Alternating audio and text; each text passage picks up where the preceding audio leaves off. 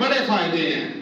کریم آقا علیہ الصلوۃ والسلام فرماتے ہیں جب معراج پر تشریف لے کر گئے تو آپ کو ایک جماعت دکھائی گئی کہ جن کے سروں کے اوپر ایک بڑا سا پتھر مارا جاتا اور ان کا سر ریزے ریزے ہو جاتا، مسل جاتا، ریزے ریزے دماغ ہو جاتا۔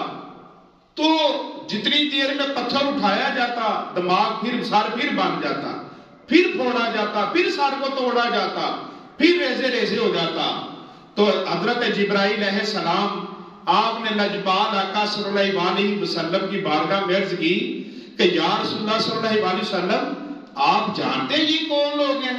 تو لجپال آقا صلی اللہ علیہ وسلم نے فرمایا جبرائیل آپ بتائیں یہ کون لوگ ہیں؟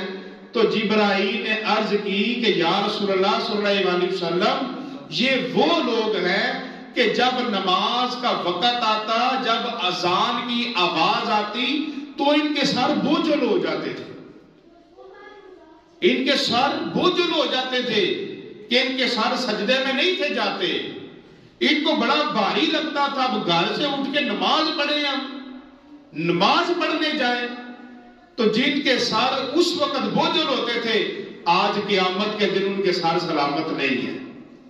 تو اس سے پتہ یہ چلتا ہے، اب دیکھیں نا حضرت نوح علیہ السلام آپ نے اپنی قوم کو بتایا بھائی طوفان آنے والا ہے، بارش آئے گی، سیلاب آئے گا، سب کچھ ختم ہو جائے گا۔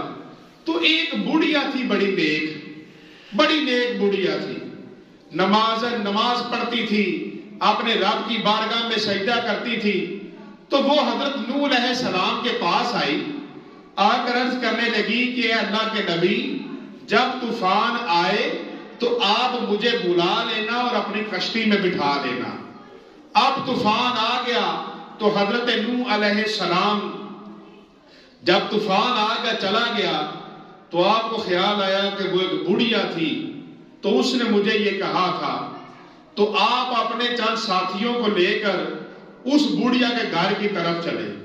جب گئے تو دور سے اس کی جھونپڑی نظر آ گئی۔